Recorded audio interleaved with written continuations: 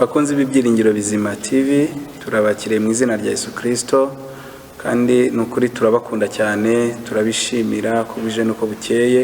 Duhora dusenga Imana kugira ngo ibyiringiro byanyu birushaho kuba bizima, mugira ibihe byiza byo gusabana n'Imana, kandi natwe rwose twumva ibineza neza byacu ariko twabona urwunguko ruvuye mu murimo w'Imana.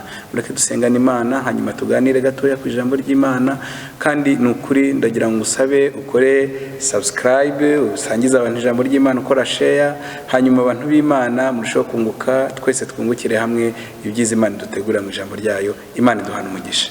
Mwami Yesu, turagushimiye kandi turaguhimbaje kubw'urukundo rwinshi dukunda. Umwanya mwiza nk'uyu nguyu uduhaye umwanya wo kuvuga ijambo ryawe. Turagusabye ngo uduhe kumvira ijambo ryawe no gushyira mu bikorwa iki ijambo ryawe ritubwira, kugira ngo tugire umugisha amaso yawe mu izina rya Kristo Yesu, amen. Dusome ijambo ry'Imana, tubona muri Zaburi 125 iravuga ngo abiringiye Uwiteka bameze nk'umusozi wa Siyoni utabasha kunyeganyezwa, ahubwo uhora uhamye iteka ryose. Nk'uko imisozi igose Yerusalemu, niko Uwiteka agota abantu be uhereye none ukageza iteka ryose, amen. Umurongo wa 3 ukavuga ngo kuko inkoni y'ubutware y'abanyabyaha itazagumya kuba ku mwandu w'abakiranutsi, kugira ngo abakiranutsi be kuramburira amaboko gukora ibyo gukiranirwa. Uwiteka ugirira abeza ibyiza n'abatunganye mu mitima, ariko abiyobagiza mu nzira zabo zigoramye Uwiteka azabajyanana n'inkozi z'ibibi. Amahoro abe mu Bisirayeli. Imana iduhana umugisha cyane. Nshuti mwene data, mushiki wanjye nkunda cyane, ndagira ngo dusangire amagambo y'Imana afite intego yitwa kwiringira Uwiteka. Ndashaka kuvuga gatoya ku ijambo ryitwa kwiringira Uwiteka, icyo bivuze. Tubitandukanye rimwe na rimwe n'ijambo rindi abantu bashaka kubihuza, nyamara rimwe na rimwe bikabidahura cyane, ryitwa kwizera. Kenshi na kenshi iyo Imana idusaba, kenshi ntidusaba ibiremereye, nuko twe tubiremerereza Imana. Iyo idusabye kwiringira, ibidusabye ikintu gito. Reka mbikumvishe ko ntari ikintu gitoya. Kwizera bidusaba kwemeza umutima wacu ibintu ko bizabaho, tukemeza umutima wacu ko ibi bintu bizakoreka, nta kindi kintu dushingiyeho, nta n'amakuru yandi tubikuriyeho, gusa tubikuriye gusa kukumva iby'Imana ivuze tukayumvira. Hanyuma icyo twita no kwiringira ni ukwemeza umutima wacu ibintu runaka dushingiye ku bimenyetso, dushingiye ku bihamya bindi dufite. Umuririmbyi umwe yararimbye avuga amagambo akomeye, aravuga ngo dufite ibimenyetso birenze kimwe, dufite ibihamya byadutera kwiringira Imana. Nukureka mbabwira ikintu gikomeye cy'igitangaza. Naratangaye cyane, naje gusanga Imana ibintu none dusaba kuyiringiraho nuko iba yarabanje kuducisha ahandi hantu hadutera kuyiringira. Ibuka nawe rya joro ryawe, igihe wari ubabaye wibaza ngo ndagira nte, wabonye ukuboko kwiza kw'Imana. Ibuka cyagiye igihe wari urwaye, uri ku gisasiro cy'uburwayi, ndetse abaganga rimwe na rimwe bakuvuga ko iyo ndwara izakwica, wabonye Imana igukura ku gisasiro cy'uburwayi, uba muzima. None uyu munsi uragenda, urashima Imana, ushobora kwicara nawe ukumva urashikamye, ubuwe neza. Ibuka cyagihe igihe wari usatiriwe n'abanzi, ubona abanzi bagiye kuguhitana, Imana yaguhagaze irakurokora. Nukuri Imana yakoze byinshi, yakoze imirimo itangaje. Ibuka. Ndagira ngo ubanze wibuke ineza y'Imana n'urukundo rw'Imana rwabanye nawe. Ibuka cyagihe wakuze uri imfubyi, abantu bakakubwira ko umwana w'imfubyi atakura ngo abe umugabo, none nawe yitwa papa w'abandi bana, ngo ube witwa mama w'abandi bana. Ariko uyu munsi nawe ufite abakwita papa, ufite abakwita, nubwo nta wundi muryango wari ufite, uyu munsi ufite umuryango kuri wowe. Reka nkubwire ngo iby'Imana yakoze ibyo nibyo bikomeye. Ndagira ngo ukurure icyo kintu, uvuge ngo Mana, uko byagenda kose hari ibyo wakoze. Imana ishimwe. Uyu mwanditsi rero wa Zaburi arandika, aravuga ngo abiringiye Uwiteka bameze nk'umusozi wa Siyoni, aravuga ngo utabasha kunyeganyezwa. Ndashaka kukubwira ngo iyo ibi bintu byose bizirikanye, iyo uzirikanye urukundo rw'Imana rwakubayeho, iyo uzirikanye imbabazi z'Imana zabanye nawe, iyo uzirikanye uburyo Imana yagiye irambura amaboko ikakurinda, iyo uzirikanye imbaraga Imana yashyize ku buzima bwawe kugira ngo uyu munsi uri we none, reka nkubwire, bikuzanira imbaraga mu mutima zo kwiringira Imana. Hari ibintu wemeza umutima wawe, hari ibintu bituma umutima wawe uvuga ngo nta kintu nzaba. Reka mbabwire ijambo rimwe rikomeye mu rwandiko rwa mbere Pawulo yandikiye Abikorinto igice cya mbere umurongo w'10, yavuzemo amagambo akomeye. Aravuga ngo yaturokora urupfu rukomeye gutyo. Aravuga ngo nanone iracyaturokora kandi twiringiye ko izakomeza kuturokora. Reka nkubwire iki kintu, iyo umaze kumenya ko ari iby'Imana yakurokoye, umenya ko n'ibyo ugezemo none Imana ibukurokore, ukanamenya ko n'ibindi naho bizaza Imana izakurokora. Umva piyese rero watakaje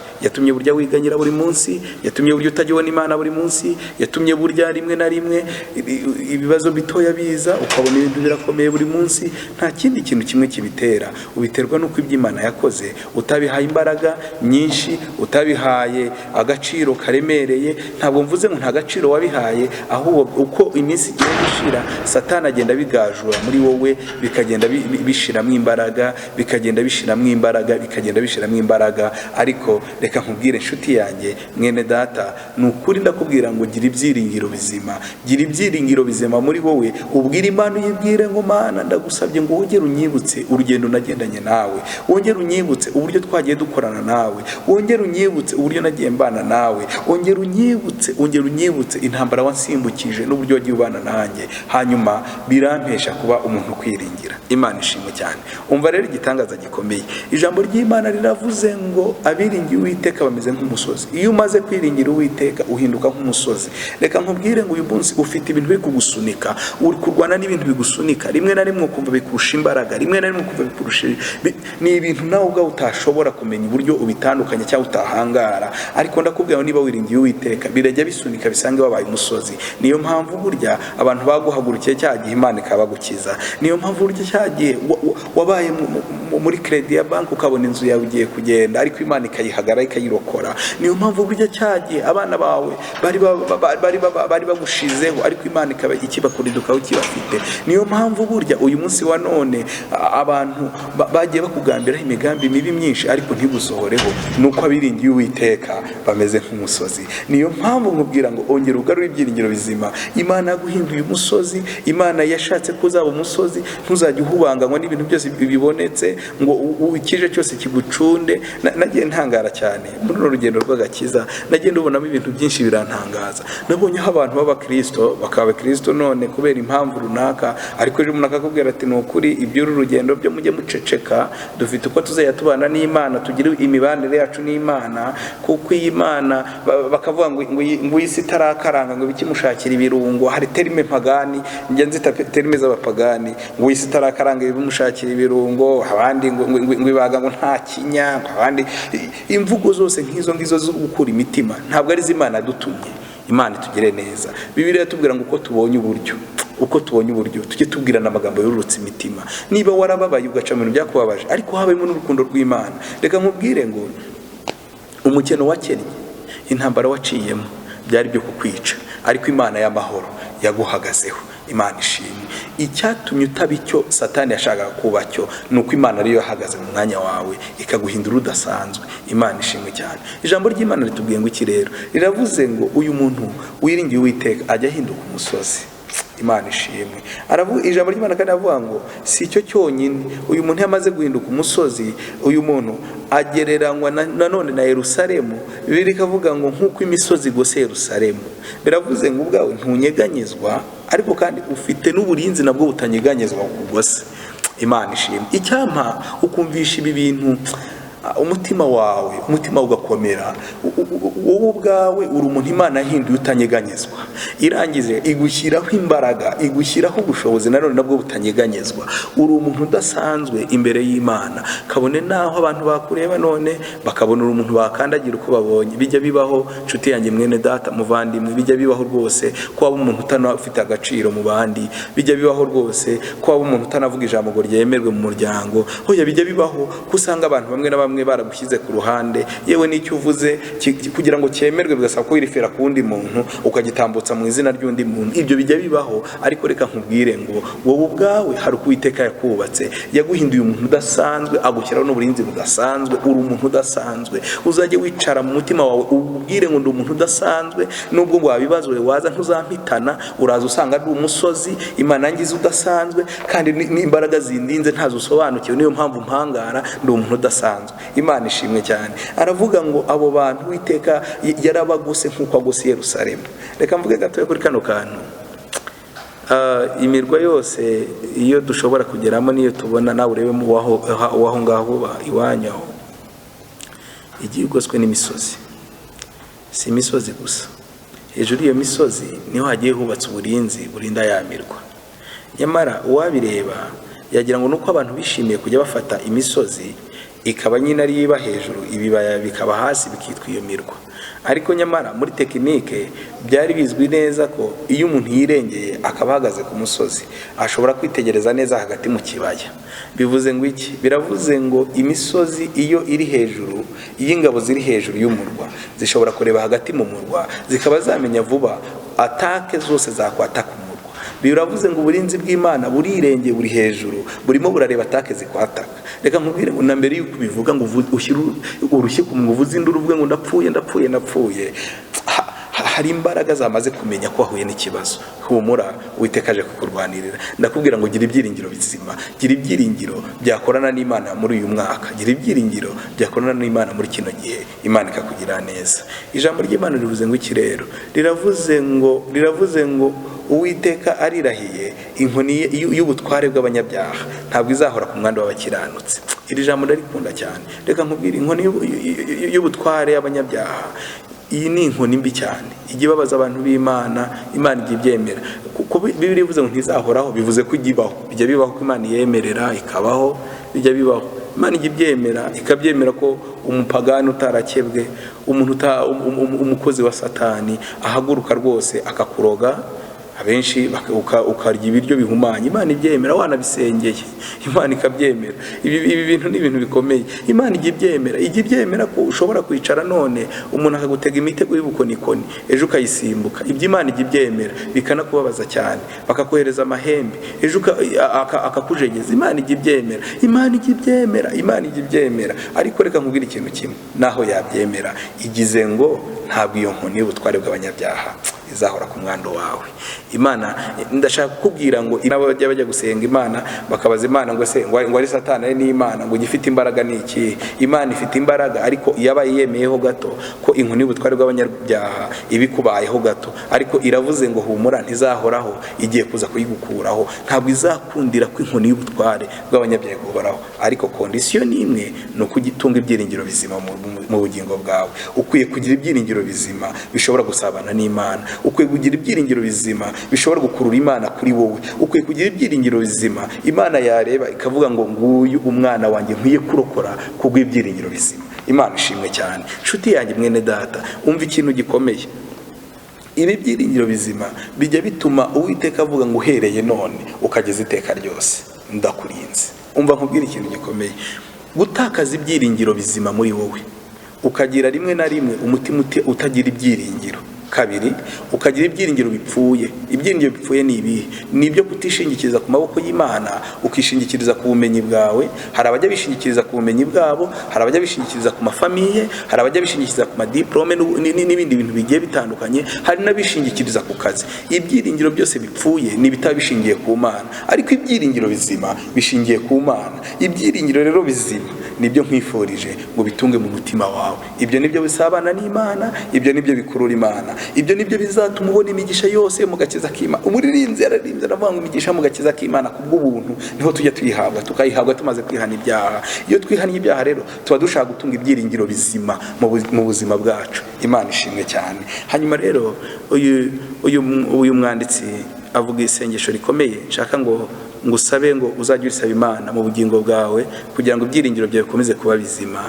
Aravuga ngo Uwiteka Mana ugirira abeza ibyiza n'abagenda batunganye mu mitima. Naratangaye, abantu bakunda kuba beza. Uzi ko umuntu mubana akagira ingeso mbi aguhisha, akajya agerageza ajya kugera imbere yawe kwitunganya ku buryo bwose wabona ko ari mwiza. Naratangaye, ndetse nabonye igitangaza, mbona ko abantu benshi bahendwa no kugira ngo babe beza, bikabahenda. Umuntu ajya kwambara akabyitaho, akareba imyambaro ngo irajyanishije ngo ibiki amabara iri niri rijyana niri, nta kindi kintu arwana nacyo, ni ukugira ngo abe mwiza. Akamenya amavuta yisiga, ayo mu maso, ayo mu biganza, ayo mu ndi mubiri, ibisigwa ku ngohe, ibisigwa he. Icyo bari kurwanaho ni ubwiza. No muri buno buzima busanzwe tugira abantu bajya bashaka kuba beza, rimwe na rimwe bagahisha icyumba cy'uko ari babi. Nibo bantu bagiye batera abandi bantu ibikomere. Akaza none akabana nawe ari umujura, akihinda akihindura umukozi w'Imana, akihindura umurokore, akihindura ukundi kuntu, ariko donc afite intego imwe gusa yo kugira ngo yihindure mwiza, hanyuma ejo umutima uzangirike. Ariko reka nkubwire ngo Uwiteka ntajya areba kuri ibyo byonyine. Uyu mwanditsi yaravuze ngo n'abagenda batunganye mu mitima. Uwiteka arashaka abantu batunganye mu mitima kuruta bihindura beza. Yesu ashimwe cyane. Nari mvuze ngo reka ndisubiremo, Uwiteka arashaka abantu bagenda batunganye mu mitima kuruta bihindura beza. Kuko gutungana mu mutima ntabwo umuntu yabigira pirate, ntabwo yabigira gute. Utunganya batunganye. Ijambo ry'Imana rivuga ngo ukiranuka niwe mukiranutsi. Imana ishimwe cyane. Nshuti mwene data, Uwiteka kugire neza, ube mwiza ariko arane gutungana no mu mutima, nibwo uzunguka ibintu byinshi imbere y'Imana. Reka mvuge ngo niba ushaka kuzabona imigisha y'Imana, emerera Imana ushake gutungana ko mu mutima, hanyuma kandi ibyiringiro byawe bibe bizima, ubitunge ku Mana kugira ngo mukire imbere y'Imana. Ijambo rya nyuma nsorezaho ni ijambo rivuga ngo abiyobagiza mu nzira zabo zigoramye Uwiteka azabajyana n'inkozi z'ibibi. Hari abantu bazi kwiyobagiza, nshuti yanjye. Abantu bakunda kuvuga ngo gukangura umuntu wisinzirije bijya bikunda kugorana, kuko uyu muntu wisinzirije ushobora kuza kumukangura kuko yisinzirije, kuko atashaka kumubyutsa. Iyo rero ugiye kumukoraho asa naho akwereka ko aribwo agiye yasinzira ahubwo cyane, kuko ari isinzirije nyine. Dufite n'abantu muri urugendo bisinzirije, tubwira ubutumwa bwiza, dusura tukabasangiza iby'Imana, kuko nyine donc bafite imitima idashaka kwakira iby'Imana, bagashaka ibindi bintu byatuma bagaragaza nkaho ubutumwa bwiza butumvikanye. Ariko reka mvugira ijambo, ndakubwira ngo abantu biyobagiza mu nzira zabo zigoramye, Uwiteka yaravuze ngo azabajyanana n'inkozi z'ibibi. Ariko niba udashaka kujyananwa n'inkozi z'ibibi, hagacira ibintu by'Imana. Ese nshuti yanjye mwene data, ukurikije imyaka umaze, ukurikije n'ibyo umaze kubona, urabona Imana idakwiye guhabwa agaciro muri wowe? Urabona udakwiye gutunga ibyiringiro bizima mu buzima bwawe kugira ngo usabane n'Imana? Ingingo Imana, ubwira Imana ngo Mana, nta kindi mfite uretse kukwemerera gusa, ukaba muri nge, nkayoborwa nawe, nkagendana nawe. Nari ngize ngo uyu munsi nkwisabire kugira ngo uyu munsi wongere usabane n'Imana, nkwisabire kugira ngo uyu munsi wongere ubwire Imana ngo Mana, nyambika imbaraga nshobore kubushaka kuruta guharanira ngewe uwo nshaka kuba we. Kuko wowe uwo ushaka kuba we ajyanye n'amarangamutima yawe, ariko Imana ishaka kuba we ajyanye n'iby'Umwuka Wera gushakaho, kandi ibyo nibyo bizatuma ugera mu ijuru. Imana iduhana umugisha. Ndavuze ngo uko ijambo ry'Imana ryavuze ngo amahoro y'Imana abe mu Bisirayeli. Nari mvuze ngo amahoro abe kuri wowe ukurikiranye Ibyiringiro Bizima TV, amahoro abe ku mirimo yawe uramburaho amaboko, amahoro abe ku rubyaro rwawe, amahoro abe ku bakunda Imana, amahoro y'Imana abe mu mishinga yawe, kandi uzajya ubona ukuboko kwiza kw'Imana, ibyiringiro byawe bikomeza kuba bizima. Imana ishimwe cyane. Ni mwene so rero mwavuganaga Evangelist Nshimiyimana Gedeo, hanyuma telefone yanjye ni 0788908230. Reka dusenga n'Imana, ariko nawe ubwira Imana ngo Mana, ndashaka ko unsura, ukampa umutima muzima, ukampa kugira ibyiringiro bizima, ukampa gukomera. Abiringiye Uwiteka ubwo bameze nk'umusozi, ndashaka gukomeza kuba umusozi ntunze ibyiringiro bizima muri nge. Imana ishimwe. Mana Data wa twese uri mu ijuru, turagushimiye, waduhaye Mwami icyitegererezo cyiza kugira ngo dushobore kuba abantu bagira ibyiringiro bizima, ndetse mu gihe gisa nk'iki udushimira kuduhereza uburyo bwo kujya twumva ijambo ry'Imana tukarikurikirana. Mwami, uyu mwanya uduhereza kujya dukurikirana Ibyiringiro Bizima TV. Tusabiye umugisha umuntu wese ubikurikirana, dusabiye umugisha umuntu wese wumva afite umutima n'inyota byo gutuma izina ry'Imana ryamamara rikamenyekana. Ngaho reka ubugingo bw'abumvishira ijambo bube buzima. Abantu bari bamaze kugira ibibazo bituma bahinguka mu icuraburindi, abandi bakisanga ibibazo bari barimo bibagejeje ahantu bibaza ngo niba ejo hahari, niba imbaraga zawe zigihari, ubahereze Mwami kwakira ibyiringiro bizima muri bo. Ureka abantu b'Imana bakira imbabazi Mwami, n'ukuri ubabarira abantu ku buryo bari bacitse intege, uburyo bari bamaze kumera nkaho baguteye umugongo mu mutima. Turabasengeye kugira ngo imbabazi z'Imana zibabeho, kandi bakimara kwakira ijambo bakire n'impinduka z'umwuka wera w'Imana, bagira ibyiringiro bizima bishobora gusabana n'Imana, kuko umutima udasabana n'Imana ujya uhura n'ingorane nyinshi, ariko umutima wimitse Imana ugasabana nayo ujya ushobora kubona ubuzima buzima. Imana ishimwe kumva gusenga kandi ukabana natwe mu izina rya Yesu Kristo. Amen. Shalom, shalom.